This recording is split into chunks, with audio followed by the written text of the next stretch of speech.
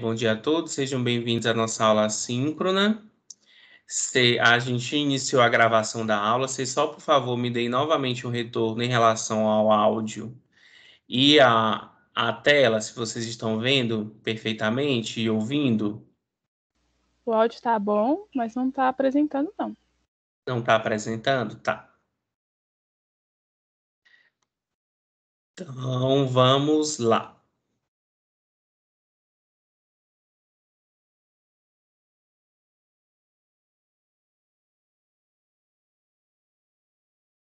E agora, está apresentando? Tá. Perfeito. Então, gente, novamente, bom dia. A gente vai dar continuidade à nossa aula, ao nosso conteúdo. Hoje a gente vai iniciar uma das principais vias metabólicas, né, que a gente estuda em bioquímica, que é o ciclo do ácido cítrico. Talvez vocês já tenham ouvido falar dele com o nome de ciclo de Krebs, tá? É o mesmo ciclo metabólico, tá? De início, o que que a gente já viu? A gente já viu que a glicose e outras fontes de macronutrientes são, né, aí processados no nosso metabolismo digestivo, e aí esses nutrientes são absorvidos e então eles entram nas vias metabólicas. O início da via do ácido cítrico ou do ciclo de Krebs começa com a acetilcoenzima A. Então, todos aqueles nutrientes, né, principalmente a glicose, mas não somente a glicose, como aminoácidos, eles são transformados em acetilcoenzima A, e aí dá-se o início do ciclo do ácido cítrico ou do ciclo de Krebs. Então, esse aqui é o cientista, né, Hans Krebs, que morreu em 1981. Foi ele que descobriu, aí, que estudou as vias metabólicas, né, esses mecanismos, é, né, o esquema de reações da via do ácido cítrico, tá? Então, por isso recebeu o nome de ciclo de Krebs, tá bom? Então, para a maioria das células eucarióticas e muitas bactérias que vivem em condições aeróbicas e oxidam os combustíveis orgânicos, a dióxido de carbono e água, a glicólise é a primeira etapa para a oxidação completa da glicose. Então, o que a gente viu na via glicolítica? Que é uma via de oxidação da glicose que acontece em condições aeróbicas. Só que aquela via, como nós vimos, ela só gera duas moléculas de ATP e ela gera o piruvato, tá?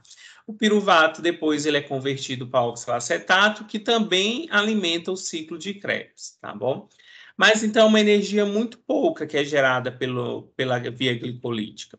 Então, na via do ácido cítrico, ela vai vir complementar a via glicolítica e depois vem a fosforilação oxidativa, né, da cadeia respiratória, para, enfim, gerar as moléculas de ATP necessárias para o metabolismo celular. O ciclo de Krebs ele também é chamado de ciclo do ácido cítrico, como a gente vai falar de preferencialmente, ou também ciclo dos ácidos tricarboxílicos. É uma via metabólica central que ocorre, então, dentro da mitocôndria. Então, é uma diferença também em relação à via glicolítica. A via glicolítica a gente viu que acontece no citossol, né, no citoplasma.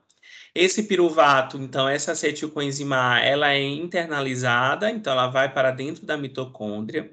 E aqui na mitocôndria acontece o ciclo do ácido cítrico, tá? A principal função é fazer a degradação oxidativa de metabólitos que fornecem energia para a célula, além de ter um caráter anfibólico, ou seja, ele tanto tem uma função de catabolismo quanto uma função de anabolismo. Então, a gente já viu aqui os caminhos da oxidação da glicose. A glicose em condições anaeróbicas, dependendo, então, dos organismos, ela pode gerar etanol, naqueles que fazem a fermentação alcoólica, ou pode gerar lactato naqueles organismos que fazem a fermentação láctica. Lembrando que nós, seres humanos e outros, né, organismos multicelulares, fazemos fermentação láctica. Por exemplo, no músculo em contração, né, em intenso exercício, os eritrócitos e também outras células. Lembrando que a fermentação, a oxidação de glicose para lactato gera, né, o produto é o lactato. Esse lactato ele deve ser removido dessa célula, deve ser removido também da corrente plasmática, e ele serve como substrato para a gliconeogênese, tá? Esse lactato ele é um marcador também de hipóxia, ou seja, aquelas células que estão com baixo aporte de oxigênio, elas tendem a fazer a fermentação láctea para justamente oxidar essa glicose de alguma maneira e obter energia. Caso esse sofrimento, essa hipóxia continue, isso torna-se patológico, né? Então, isso, o lactato também é usado como marcador de sofrimento celular aí na bioquímica clínica, como vocês vão ver alguns semestres adiante. O que vai nos interessar de fato é a oxidação de glicose completa, gerando piruvato, como a gente viu na via glicolítica. O primeiro passo, então, é a formação, a conversão do piruvato em acetilcoenzima A. A acetilcoenzima A, então, ela é substrato principal para o ciclo do ácido cítrico. Isso acontece em células animais, em células vegetais e também em algumas células de alguns micro-organismos que estão em condições aeróbicas, tá? Lembrando que algumas leveduras e bactérias, eles fazem a fermentação alcoólica, tá? Esse aqui são células, né, são organismos que fazem a oxidação completa da glicose. Lembrando que alguns micro-organismos não têm, né, mitocôndrias, então tem uma diferença aqui na realização desse ácido no ciclo do ácido cítrico. Aqui é um resuminho, tá, do que realmente acontece no metabolismo oxidativo. Nós temos aqui, né, proveniente da nossa dieta, da nossa alimentação, aminoácidos, ácidos graxos e glicose. Então, a glicose, através da via glicolítica, gera piruvato, né? E aqui a gente tem uma enzima que é primordial no nosso metabolismo, que é o complexo da piruvato desidrogenase, como a gente viu. É um complexo enzimático grande, que são 3 enzimas e tem cofatores como o TPP, o FAD. Então, são complexos enzimáticos que são tão grandes que eles são até maiores do que próprios ribossomos. Então, é uma enzima que ela vai, de certa forma, coordenar para o que? A produção de dióxido de carbono e, finalmente, a produção de acetilcoenzima A. Os aminoácidos e ácidos graxos também vão culminar aqui na síntese, na formação de acetilcoenzima A, e essa acetilcoenzima A, então, vai entrar no ciclo do ácido cítrico. Então, aqui é o segundo estágio da oxidação, é o segundo estágio do metabolismo oxidativo, que é, então, a oxidação da acetilcoenzima A, que acontece no ciclo de Krebs, tá?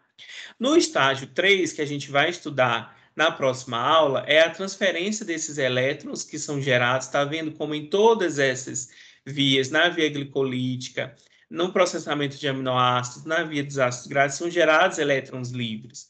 No próprio ácido, no ciclo de Krebs, no ciclo do ácido cítrico, são gerados muitos elétrons livres. Esses elétrons é que são, então, responsáveis pela fosforilação oxidativa. Eles são capturados por essas coenzimas, que, né, esses transportadores de elétrons, principalmente o NADH e o FADH2, e isso, então, vai entrar na cadeia respiratória para, enfim, gerar as moléculas de ATP que são necessárias para energia, né, para fornecimento de energia para o nosso metabolismo celular.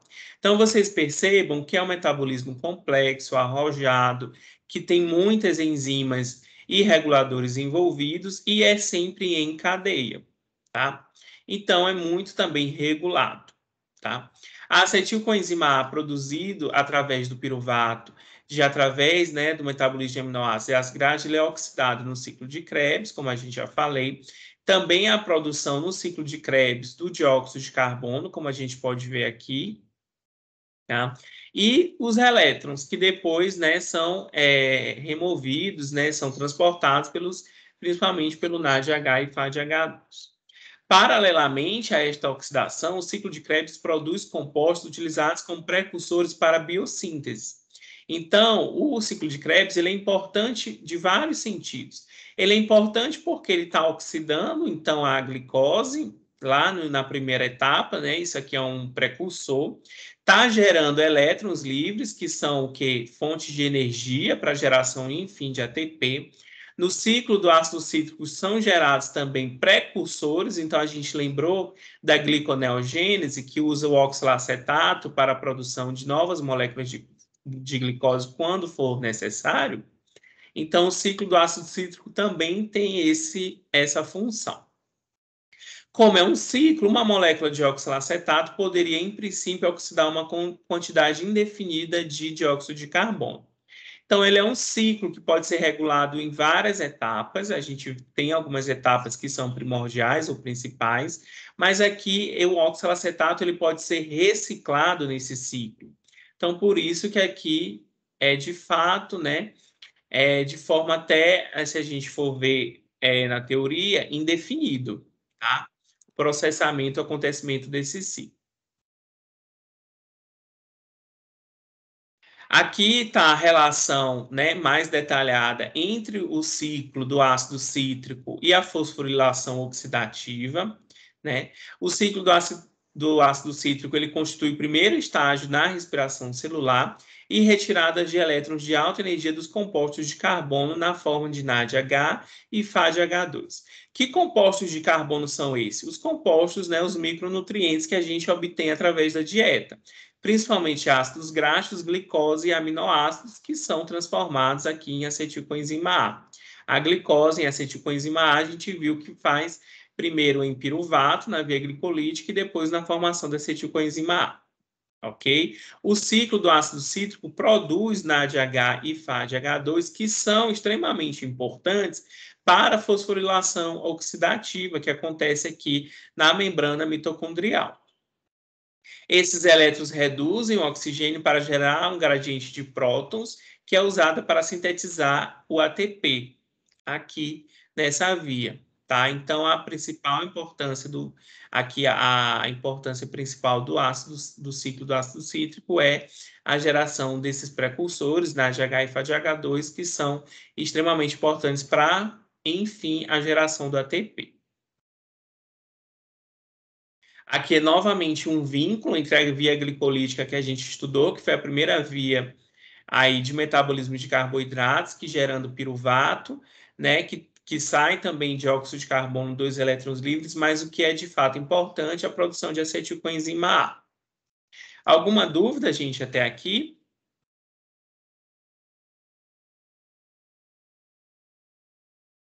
Você Então, poderia esse explicar esse aqui, slide anterior de novo, por favor? qual? O anterior. É Esse? esse. Então, tá. Então, aqui a gente tem a dieta, a gente obtém através da dieta, né? Aqui são degradados e resultam em ácidos graxos, glicose e aminoácidos, tá? Esses componentes são, então, transformados em acetilcoenzima A, e a acetilcoenzima A é o substrato do ciclo do ácido cítrico. Então, ela entra aqui na cadeia do ciclo. Finalmente, assim, a gente gera também ATP nesse ciclo, mas o que é de fato importante é a geração no ciclo do ácido cítrico desses dois aqui, desses dois agentes, o NADH e o FADH2. Tá? Esses dois, eles entram na cadeia de transporte de elétrons para gerar esse gradiente de prótons, que é importante, então, para a geração do ATP. Por quê? Na via glicolítica, a gente gera muito pouco ATP. Vocês lembram quanto ATP a gente gera na via glicolítica? 2 ATPs. No ciclo do ácido cítrico, a gente também gera muito pouco ATP. A gente gera ATP, mas muito pouco. Mas o que é de fato importante é a liberação daqueles elétrons, que está lá naquele slide que ficou mais para frente, e a geração desses dois transportadores de elétrons que entram também na mitocôndria, nessa cadeia de transporte de elétrons. E a gente vai estudar isso na próxima aula, que a gente vai estudar, enfim, a fosforilação oxidativa. Aqui é que vai ser geradas as famosas 32 moléculas de ATP. Tá? Pode passar? Pode, obrigada. Então, aqui é o famoso ciclo do ácido cítrico, A gente vai detalhar um pouco cada uma dessas etapas, dessas reações. Aqui está a acetilcoenzima A. Essa acetilcoenzima A ela é condensada. Então, a coenzima A ela é retirada. Lembrem que na a formação da acetil, né, no ciclo lá do piruvato, que o piruvato é transformado em acetilcoenzima A, há uma adição desse grupo coenzima A, né? Nesse caso, né, na formação aqui no processo do ciclo de Krebs, essa acetilcoenzima ela é condensada. Então, ela sai, forma aqui o primeiro, por isso é que é chamado de ciclo do ácido cítrico, porque forma o primeiro aqui intermediário, que é o citrato. E aí, então, vai seguir o ciclo com várias etapas. São 8 etapas do ciclo do ácido cítrico. Percebam que algumas dessas etapas são reações irreversíveis, como, por exemplo, a etapa 1 aqui, em que é formado o ácido cítrico ou citrato, que é catalisado pela citrato sintase, é uma reação irreversível. A gente tem outra reação irreversível aqui, que é catalisada pela isocitrato desidrogenase. E temos uma terceira que também é irreversível, que é a do complexo alfa-cetoglutarato desidrogenase. Então, são as 3 reações irreversíveis que a gente vai estudar um pouquinho mais à frente com a função delas. Então, nessas etapas aqui, estão sendo geradas o quê? 3 NADH, e nessa etapa está sendo gerado um FADH2. Esses aqui são nessas etapas, então, que são gerados esses precursores, esses, na verdade, transportadores de elétrons, que vão lá para a cadeia da fosforilação oxidativa para gerar, enfim, o ATP. Tá? Não se preocupem que a gente vai estudar cada uma dessas reações, tá bom? Isso aqui é só um panorama geral para vocês verem como realmente é um ciclo, quais são os intermediários. Então, o primeiro aqui é o citrato e o último é o oxalacetato. Lembrem que o oxalacetato ele pode ser desviado para o que? A gliconeogênese. E todos os outros intermediários podem, de certa forma, entrar em outras vias metabólicas para a geração de alguma biomolécula que esteja sendo necessária em algum outro processo metabólico. Então, os intermediários são o citrato, o cis-aconitato ou o isocitrato, né, que aqui é um composto intermediário aqui de curta duração. Tá? Por isso aqui que ele está entre colchetes, tá? Depois nós temos o alfa-cetoglutarato, a succinil coenzima A. Então, novamente, a coenzima A aqui entrou, né? Aqui a coenzima A ela estava ligada a um grupamento acetil, aqui ela está ligada a um grupamento succinil. Depois temos que retirar novamente essa coenzima A e aqui é gerada, então, uma molécula de GTP que pode ser convertida em ATP, que é um nucleotídeo energético, tá? Formando o succinato, depois o fumarato, por fim o malato e, por fim mesmo, o oxalacetato. Tá? Então, aqui o ciclo renova o oxalacetato, como eu falei anteriormente, e a concentração de oxalacetato vai determinar a velocidade do ciclo. Então, o que de fato vai determinar se esse ciclo deve ser mais ou rápido ou mais lento é o quanto de oxalacetato eu tenho disponível ou está sendo gerado pelo próprio ciclo. Ok? A primeira reação é a formação do citrato. Então, a acetilcoenzima A veio lá da via glicolítica, na conversão do piruvato e depois a adição dessa coenzima A espiruvato, também de outros metabólitos dos ácidos graxos e também de aminoácidos. Então, há uma condensação, então aqui há uma junção dessa acetilcoenzima A com o oxalacetato, que é catalisado pela enzima citrato sintase. É formado o composto intermediário, que é o citrilcoenzima A. Agora, essa enzima, como eu falei, essa etapa de reação é uma reação que ela é irreversível. Porque o ΔG, a variação de energia livre dela é menos 32 kJ por mol. Então, uma energia extrema é uma reação de extrema desvio para a formação do produto. Tá? Então, por isso, e aí vai dar preferência, claro, para a formação do citrato. Então, percebam que esse grupo do citrato, né, teve a adição, teve o ataque a esse carbono do oxalacetato, teve a quebra dessa dupla ligação aqui dessa cetona, tá? Então, aqui teve uma redução, formando, então, o ácido cítrico, que é o primeiro, então, metabólito intermediário do ciclo de Krebs. Tá? Então, o ciclo começa com a condensação de uma unidade de 4 carbonos, que é o oxalacetato, com uma unidade de 2 carbonos, que é o grupo acetila da acetilcoenzima A. Tá? Então, tem uma reação que ocorre em meio aquoso, então tem aqui o consumo de uma água, tem a formação de um composto também de alta energia, de um tiol. Então, aqui a coenzima A, ela é sequestrada, ela sai, né?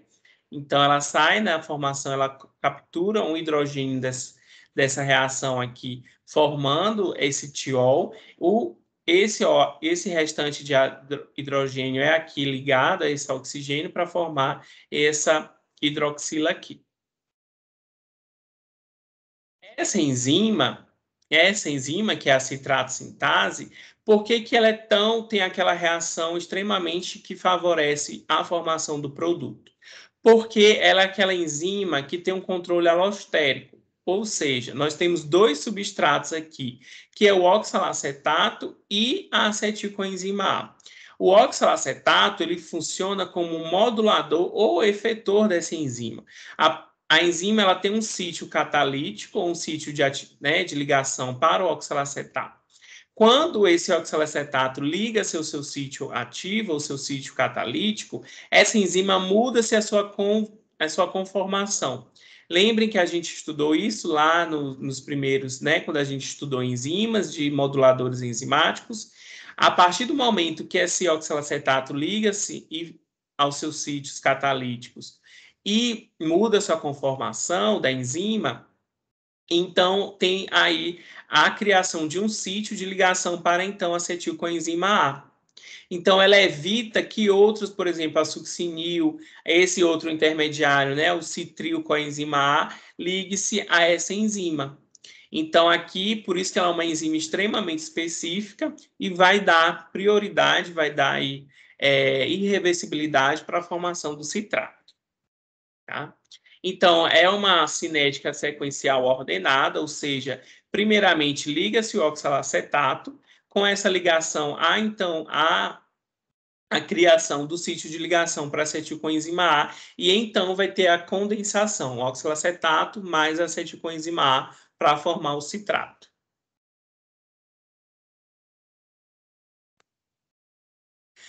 Ficou alguma dúvida, gente, nessa primeira etapa?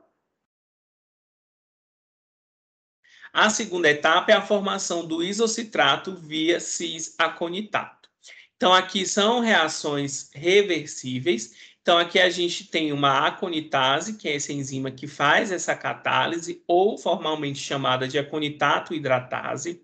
Ela catalisa a transformação reversível do citrato a isocitrato pela formação desse cis-aconitato aqui, que é esse composto intermediário. O que a gente tem de diferente entre um e outro? São isômeros, né? A gente tem de diferente é a posição dessa hidroxila aqui, tá? Então, essa enzima, né, a conitato hidratase, ou seja, acontece porque ela tem aqui a água, tá? Aqui tem a saída de uma água e aqui a entrada de uma molécula de H2O e faz, então, aqui essa isomerização de certa forma, né? Transformando o citrato em isocitrato aqui só pela mudança da posição dessa hidroxila.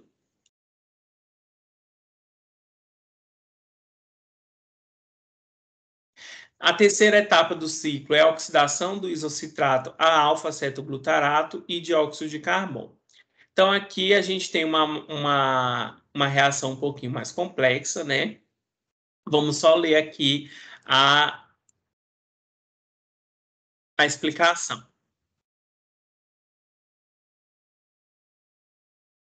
Em todas as células existem duas diferentes isoformas de isocitrato desidrogenase, uma que exige o NAD+, como aceptor de elétron, e outra que exige o NAD+P+. Então, as reações, em outros aspectos, elas são idênticas. Nas células eucarióticas, a enzima dependente de NAD encontra-se na matriz mitocondrial e participa do ciclo do ácido cítrico. A principal função do NADP, encontrado também no citosol, possivelmente seja a produção de NADPH, essencial para reações redutoras anabólicas. Então, a gente viu que muitas das vezes a gente precisa do NADPH, né, na formação desse NADPH. Eu não sei se vocês viram, assistiram a aula passada, que a gente precisa disso quando a gente for formar ali ácidos nucleicos, né, nucleotídeos e outros componentes ali que precisam de certa forma, desse poder dessas reações anabólicas, ou seja, ele é intermediário das reações anabólicas. Então, isso vai depender muito da necessidade da célula. Primeiramente, o isocitrato ele é oxidado, né, pela transferência do hidreto ao NAD+, ou NADPH+, dependendo de qual isoenzima, então de qual isoforma. Então, aqui há um ataque interno dessa carboxila aqui, né, nessa função cetona. Então, esse elétron livre aqui, ele vai atacar, vai puxar essa ligação. Tá? Tem um íon metálico bivalente, que é o manganês, aqui, de certa forma, estabilizando aqui esses intermediários. Essa carboxila é desfeita, saindo, então, em forma de dióxido de carbono. Esse elétron livre que restou, né, nesse caso, esse próton, né, esse hidrogênio, ele ataca novamente essa dupla ligação. Aqui a gente sabe que nessa dupla ligação há uma ressonância de elétrons. Tá? E, por fim, há um rearranjo, né, desse intermediário enol. Então, essa ligação dupla que antes estava aqui, ela passa aqui a formar, a estabilizar esse oxigênio que está com seu elétron livre. Então, precisa extremamente reativo, e esse hidrogênio vai estabilizar esse carbono que estava aqui anteriormente ligado a essa dupla ligação. Tá? Então, desfez essa insaturação. Tá? E formando, então, a alfa-cetoglutarato. Essa reação também é uma das reações que a gente viu que é irreversível, tá? Então, é uma das reações irreversíveis, é a formação do alfa-cetoglutarato. Alguma dúvida? Então, a gente passa para a quarta etapa do ciclo, que é a oxidação do alfa-cetoglutarato a succinil com a enzima A e dióxido de carbono. Então, aquele alfa-cetoglutarato, ele tem uma carbonila livre aqui. Na verdade, ele tem duas carbonilas livres, né? Uma delas é mais reativa, porque ela está aqui também ligada a um carbono que tem uma dupla ligação com o oxigênio. Então, aqui tem um transportador, que é o NAD+, e ainda tem um tiol, que é aquela coenzima ligada ao tiol lá do início do ciclo. Ela vai atacar essa carbonila aqui, então vai ter uma substituição, né? Uma reação de substituição. Então, esse composto tiol mais reativo, saindo, então, esse dióxido de carbono dessa carbonila, tá? Então, teve uma substituição aqui, formando a succinil com a enzima A. Também uma reação de extrema variação de energia livre, tá? E é um complexo enzimático, né? Então, um complexo da alfa-cetoglutarato e desidrogenase. O alfa-cetoglutarato ele é transformado em succinil graças à atuação do complexo dessa enzima, que é um complexo semelhante ao piruvato desidrogenase em relação à sua estrutura do mecanismo de ação. Então, a gente estudou isso quando a gente estudou lá na formação da acetilcoenzima A, logo após a via glicolítica. Trata-se, em ambos os casos, da descarboxilação oxidativa, então, realmente, é a retirada dessa carbonila de um alfa-cetoácido e ligação de um grupo remanescente a coenzima A. Nesse caso, é a succinilcoenzima A, tá?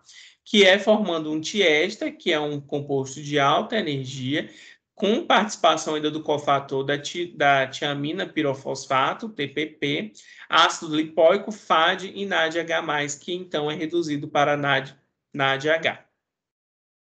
Perdão, aqui eu falei NADH+, perdão. É NAD+, que é então reduzido a NADH+. Perdão, a NADH. A quinta etapa, então, eu tenho que retirar essa succinilcoenzima A.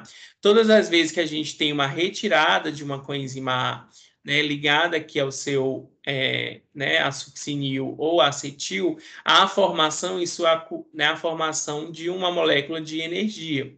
Nesse caso, a formação do GTP, mas também pode acontecer a custas, né, de um ADP formando ATP. Então, esse tiol ligado à coenzima A também é retirado, formando, então, o succinato. Tá? Essa reação ela ainda é reversível e é essa enzima que faz esse processo que catalisa a succinilcoenzima A sintetase. Essa reação é a única reação do ciclo do ácido cítrico que produz diretamente um composto com alto potencial de transferência de fosforila. Nos mamíferos existem duas isoenzimas duas isoformas dessa enzima. Uma que é específica para ADP e outra que é específica para GDP, que é a adenina de fosfato, adenosina de fosfato ou guanosina de fosfato. Nos tecidos com respiração celular significativa, como nos músculos esqueléticos, miocárdio, predomina a isoenzima que precisa de ADP. Já nos outros tecidos, com muitas reações anabólicas, como acontece no fígado, é comum o achado da isoenzima que necessita de GDP. Então, há uma diferença, nesse composto de energia, de potencial de fosforilação, vai depender da isoforma dessa enzima, tá? Se vai ser para GDP ou para ADP. De certa forma, o que acontece? Tanto o GTP quanto a ATP, eles têm ali potenciais energéticos muito semelhantes. Então, eles podem ser usados aí como moeda de energia para o metabolismo celular, de forma semelhante. A sexta etapa é a oxidação do succinato a fumarato. Então, aqui a gente tem a retirada desses dois hidrogênios através do FAD. Então, aqui é que o FAD entra em ação. Então, ele sequestra esses dois hidrogênios, esses dois elétrons, formando o FADH2. Então, aqui fica uma dupla ligação entre esses dois carbonos resultantes e as carbonilas continuam livres aqui, formando, então, o fumarato. Tá? Essa reação é catalisado pela única enzima do ciclo de Krebs, que é parte integrante da membrana interna da mitocôndria. Então, a informação importante dessa etapa do ciclo é essa. As demais estão em forma solúvel na matriz mitocondrial. Então, essa enzima, eu vou mostrar mais à frente, ela é uma enzima que ela é transmembrana da membrana interna da mitocôndria. Todas as demais enzimas do ciclo de Krebs estão localizadas ali de forma solúvel ali dentro da mitocôndria. É a succinato, que é uma flavoproteína, que é também denominado succinato buquinona oxidação-redução, ou complexo 2 da cadeia respiratória. Então, aqui o esquema dessa enzima, como que ela está complexada aqui a membrana da mitocôndria. Ela é uma proteína ferro-enxofre, então ela é uma hemoproteína, tá? Ela tem 3 tipos de cluster, ferro-enxofre, 2 ferro, 2 enxofre, 3 ferro, 4 enxofre e 4 ferro, 4 enxofre, tá?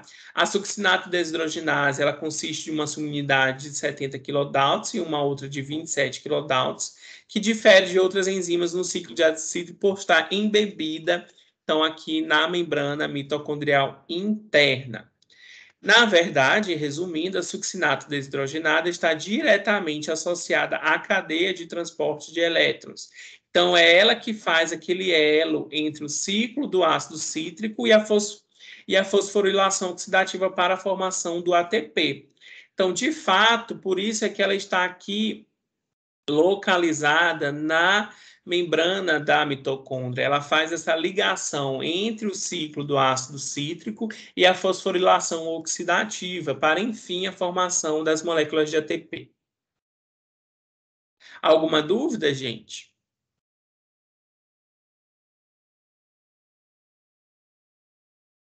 A sétima etapa é a hidratação desse fumarato.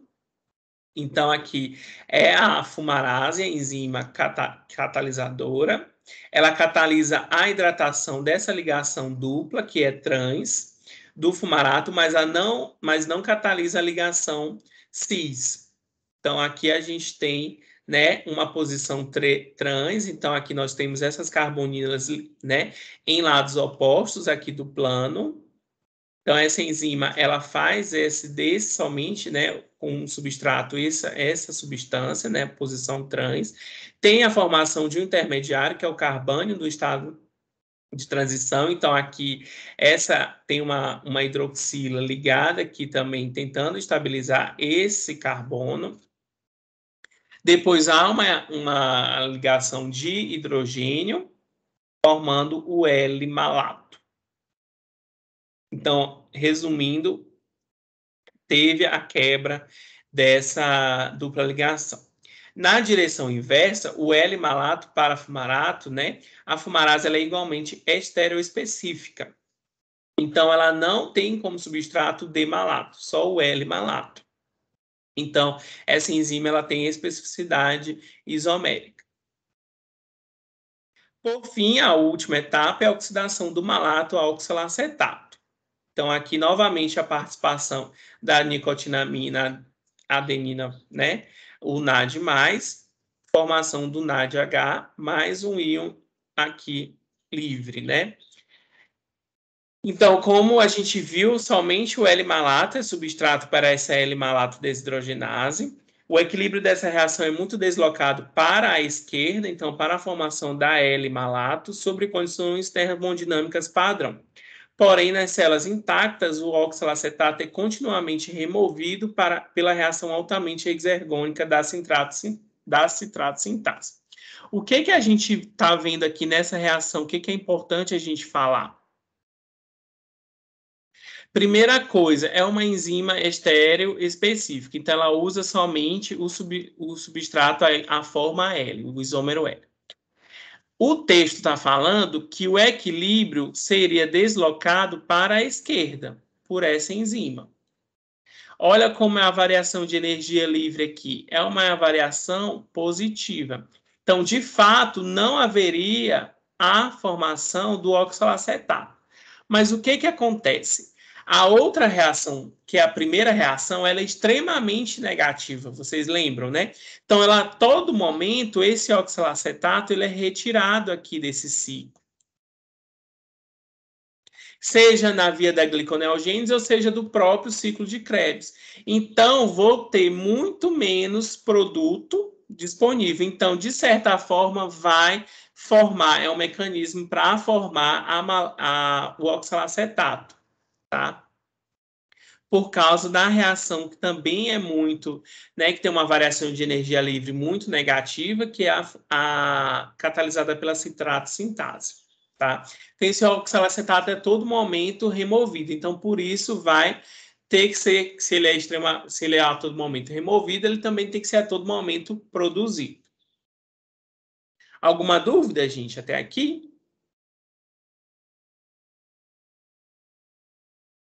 Então, aqui, resumindo, né, o ciclo do ácido cítrico produz elétrons com elevado potencial de transferência, produz ATP e produz dióxido de carbono. Essa aqui é a reação total ou global do ciclo do ácido cítrico. Então, eu tenho uma acetilcoenzima A, 3 NAD+, mais um FAD, mais um ADP, mais um fosfato inorgânico, mais 2 moléculas de água, tendo como produto 2 dióxido de carbono, 3 NADH.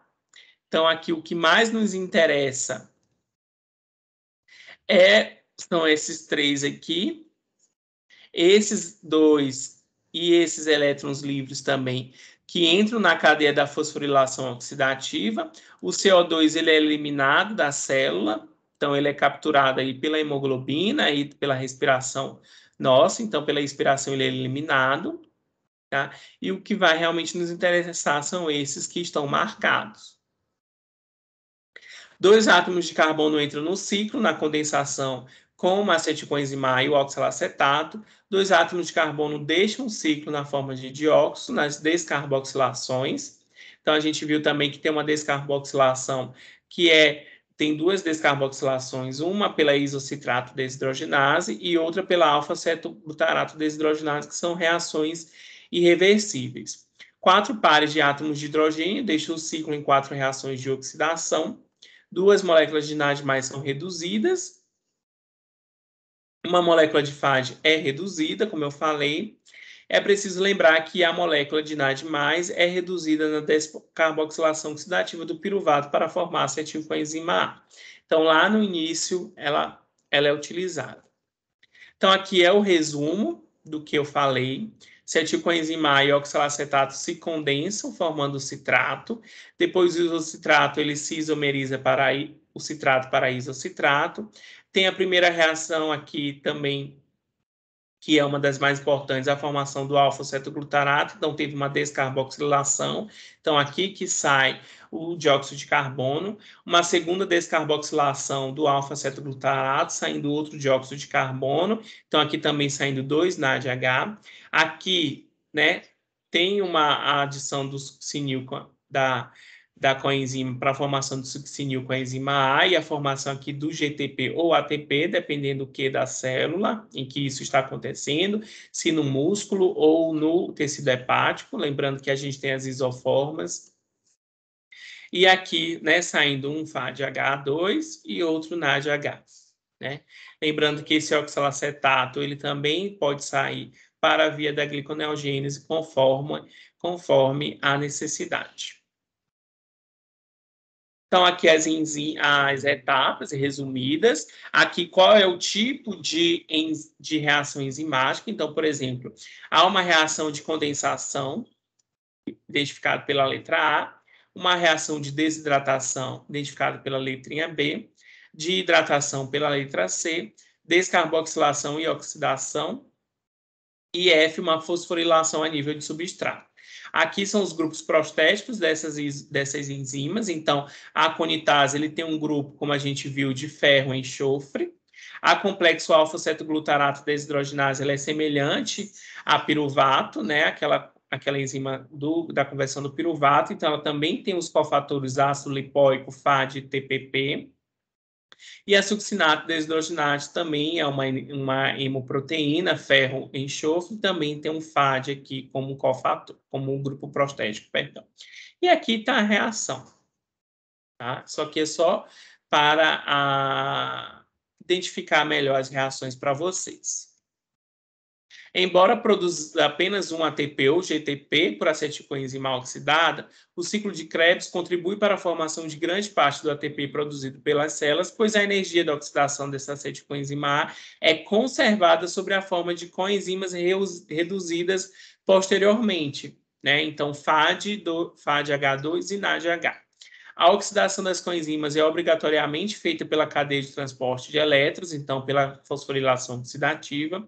Portanto, o ciclo de Krebs, assim como a conversão de piruvato a acetilcoenzima A, só pode funcionar em condições aeróbias, ao contrário da via glicolítica, que pode acontecer tanto em condições aeróbicas quanto anaeróbicas, tá?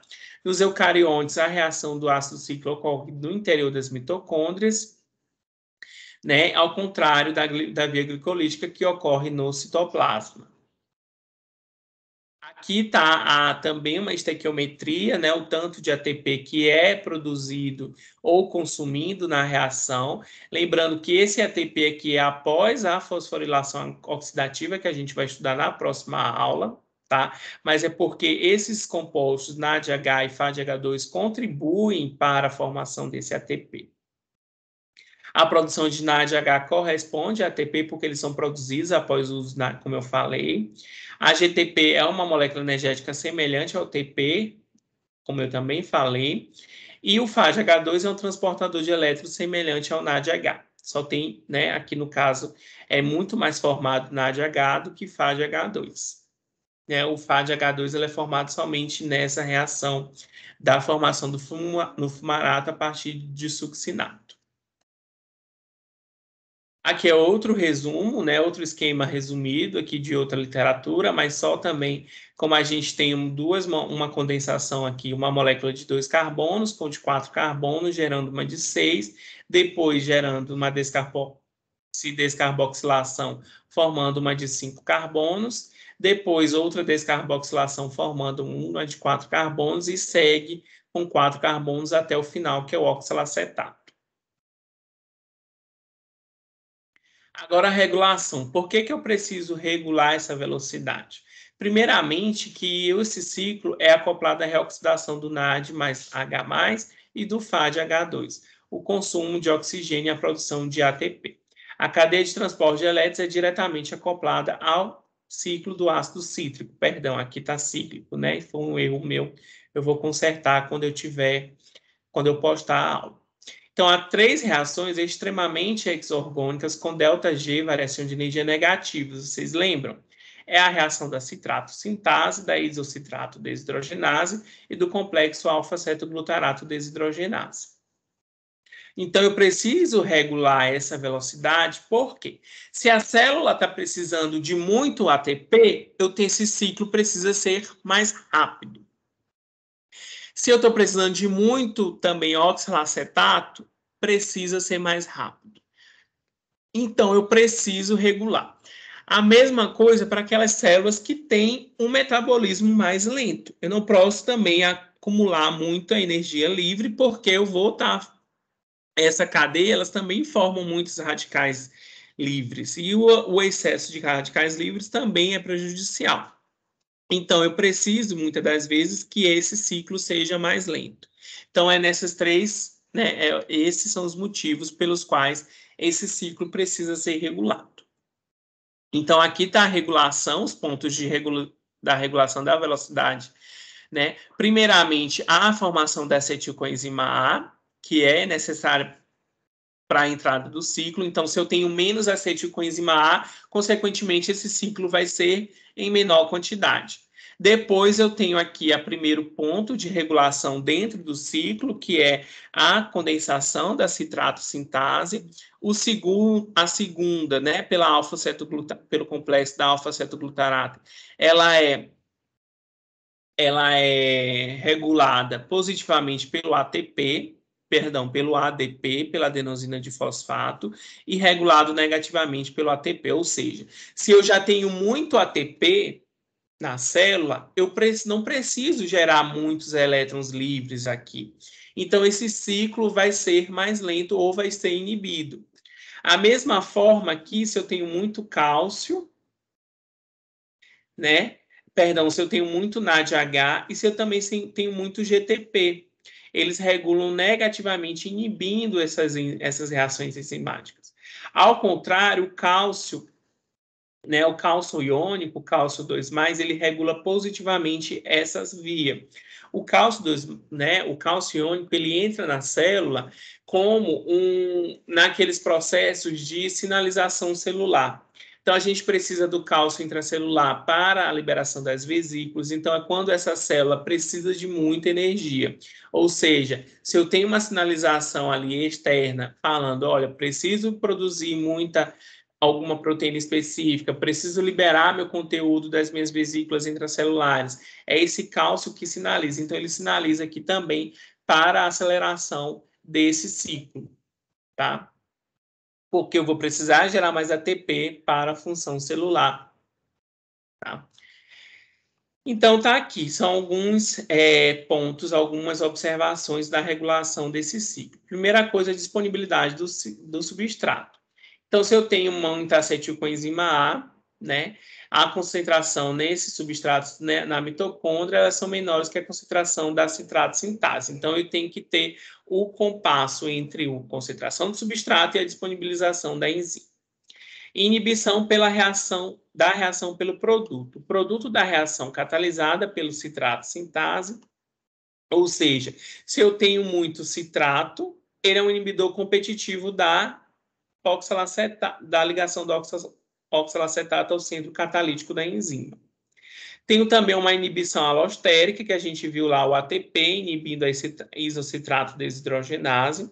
Tem uma inibição do tipo feedback, né, que altas concentrações de succinil coenzima A compete com a acetilcoenzima A pela ligação pelo centro catalítico da piruvato desidrogenase. Então, se eu estou formando muita succinil coenzima A, isso vai competir lá no início com a acetilcoenzima A. Então, vai, de certa forma, ter uma inibição desse ciclo. Opa, não estou precisando muito de formar, porque eu já tenho excesso de succinil coenzima A. Mas isso acontece a nível de sítio catalítico da enzima.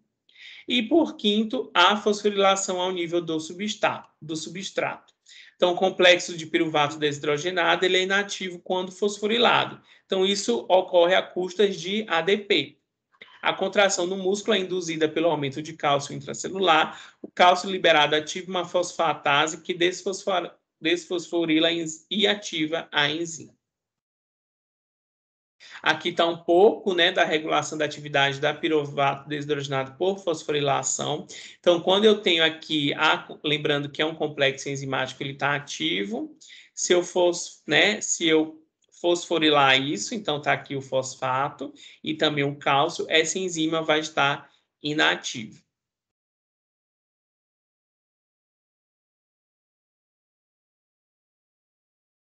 Aqui tá as reações que são reversíveis.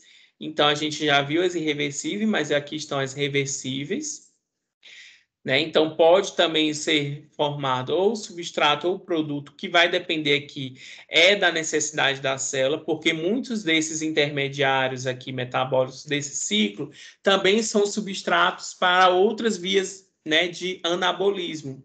Então, se eu estou precisando sintetizar mais ácidos graxos, mais nucleotídeos, né, ou hormônios, ou outro metabólito, né, outra molécula, muitas delas são substratos disso. Então, por isso que elas podem ser também, aqui, esse ciclo, podem ser também a função do ciclo do ácido cítrico na formação desses metabólitos intermediários, tá?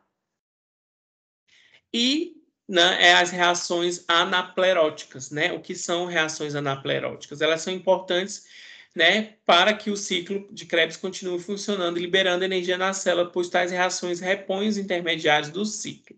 Ou seja, os aminoácidos, é isso que eu falei, né? Os aminoácidos são metabolizados para repor succinil coenzima A, fumarato, oxalacetato, alfa-cetoglutarato. Os ácidos graxos de cadeia ímpar são degradados para repor succinil coenzima A. Isso acontece pela HMG com a enzima A, né? Aquela enzima que a gente estudou lá no início. A carboxilação do piruvato repõe o oxalacetato. O que são reações anapleróticas? São reações fora do ciclo, teoricamente, mas que também alimentam esse ciclo. Então, por exemplo, os aminoácidos formando o succinil com a enzima A é uma reação de fora do ciclo, mas a succinil com a enzima A vai entrar aqui no ciclo. Então, alimentando novamente esse ciclo, tá? Os ácidos graxos repondo o succinil com a enzima A, tá? Então, por isso que a gente usa outros metabólitos que não somente a glicose para alimentar e repor aqui o ciclo de Krebs. Então, aqui é aquela questão que eu posso utilizar outras fontes de energia que não somente a glicose, sendo que a glicose é o mais importante, mas para alimentar o ciclo, né? Para fazer ali geração de ATP. E qual que é a importância biomédica disso, né, do ciclo de Krebs? A função principal do ácido cítrico é de atuar como via final comum para a oxidação de carboidratos, lipídios e proteínas. Este ciclo também tem um papel importante na gliconeogênese, como a gente falou, porque produz oxalacetato, na transaminação, ou seja, tirando ali compostos amina, ali gerando aminoácidos, né? Acontece também no fígado pelas transaminases e na formação de lipídios, né? Então, na lipogênese que a gente vai estudar mais à frente. Para o desenvolvimento normal do ser humano, não podem ocorrer anomalias genéticas nessas enzimas, principalmente nas enzimas irreversíveis, né? Que catalisam reações irreversíveis. Porque isso vai ter uma consequência direta na geração de energia. Então, aqui as referências, tá? Espero que vocês tenham aproveitado. Se tiverem alguma dúvida, podem falar. aqui neste momento. Se não, eu vou encerrar a gravação da aula